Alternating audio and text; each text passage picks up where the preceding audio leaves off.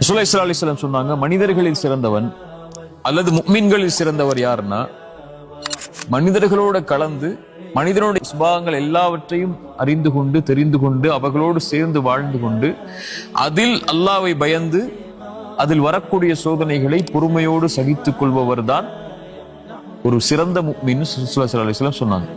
எனக்கு எதுவுமே அவதூறு வரக்கூடாது, இந்த மக்கள் யாருமே தப்பா பேசக்கூடாது, மக்கள் என்கிட்ட எல்லாருமே நல்லதா மட்டும் தான் நடக்கணும், நல்ல விஷயங்கள் மட்டும் தான் என் காதுல விழணும், நான் யாரோடையுமே கலக்க மாட்டேன், அதனால எதுவுமே எனக்கு தேவையில்லைன்னு சொல்லி ஓரத்துல ஒதுங்கி உட்கார்றதை விட மனிதன் இயல்பான மனிதனுடைய சுபாவங்கள் கோடி கொடூரமான சுபாவங்கள் இருக்கும். எந்த ஒரு மனிதனும் பெரும்பான்மையான மனிதர்கள் நல்லவை விரும்ப மாட்டாங்க. இன்னொரு மனிதரை பற்றி நல்லதை பேசுறதை விரும்ப மாட்டாங்க. இன்னொரு மனிதர் உயர்றதை விரும்ப மாட்டாங்க. இன்னொரு மனிதர் கண்ணியமா இருக்கிறத விரும்ப மாட்டாங்க.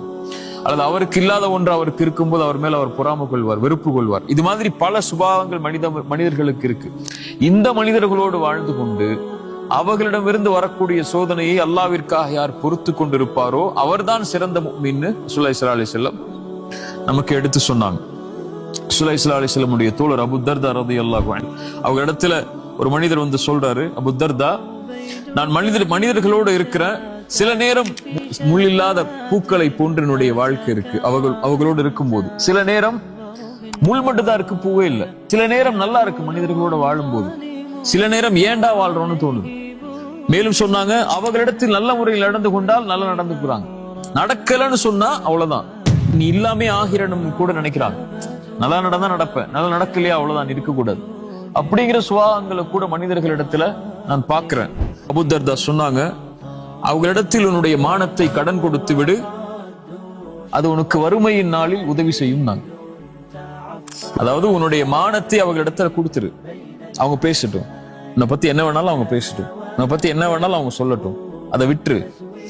ஆனால் வறுமைன்னு ஒரு நாள் வரும், அந்த நாள்ல உனக்கு அது உதவி செய்யும். ரசூலுல்லாஹி ஸல்லல்லாஹு அலைஹி வஸல்லம் ஹதீஸ் அடிப்படையில் அவங்க சொன்னாங்க.